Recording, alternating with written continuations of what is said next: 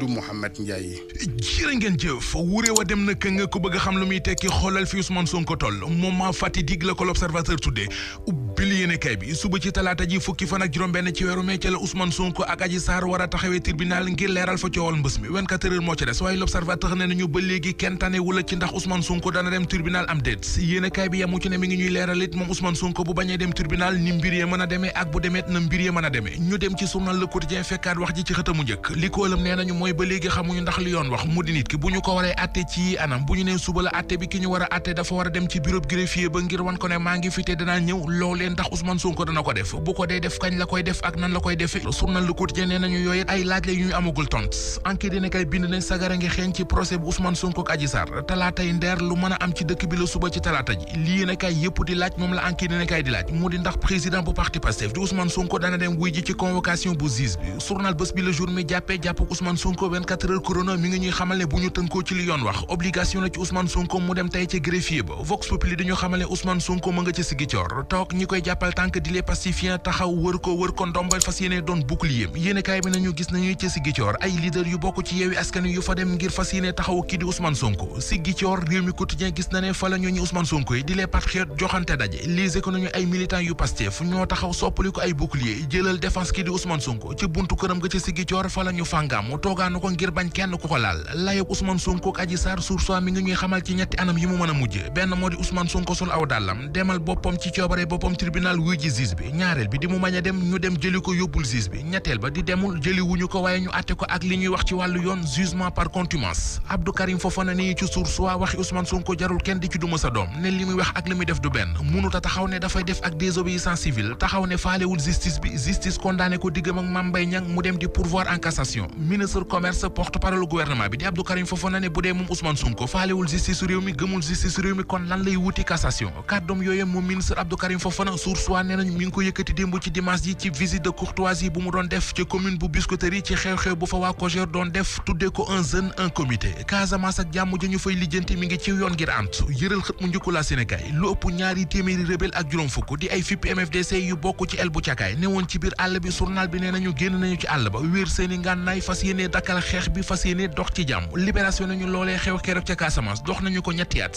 accord bi am ci diggante chef rebelle Fatouma Koli ak amiral Pape Farba Sarr di ku ñu ràññee lool ci wutum jàmm ji ca Casamance la nekk ci accord ba libération mi ngi ñu koy yegge Sud Quotidien nañu Casamance ak négociation yi état bi di def ak FIP MFDC yi ngir jàmm am fa teg nañu fa keroog ñetteelu jéego bi ñu dëgg ay jéego yu dëgër dellu ci l'Observateur ab gëstu bu yaatu la def ci li ñu naan escroquerie au mariage di ay sëy yu ñu takk ci réew mi ay njuut njaaj ay tappale ak i naxe di ci am ci ñu ko mës a dund am na ñenn ci ñoom ñu xëy def ay témoignage ci yéenekaay bi di l'Observateur ci témoignage yi am na kenn ku ci xamal waa l'Observateur ne moom xale bu jigéen bi mu takk bi mu koy takk da koo gëmloo woon ne jànqalate du dëgg kii ne moom benn waay moo ko takk ba mu koy takk dafa demoon lebi 700 000 francs CFA organisé ci réception bi ba ñu pare ci réception ba ca la leen coow topp am keneen kuy wax waa l'Observateur ne moom waa ji ko takk bi mu koy takk ñaari këyiti kër la ko andil kër gu ca nekk fukki million lay jar mu jox ko may gu njëkk ndekete te këyitu kër yi ay faux papier la keneen ku def ay témoignage jëmee ci escroquerie au mariage mi ngi xamal waa l'Observateur ne moom waa ji ko takk ngir mu nangu woon koo sëyal waa ji da koo digoon ne bu ko takkee dana ko wutal appartement yóbbu ko France bi mu ko takkee dara amu ci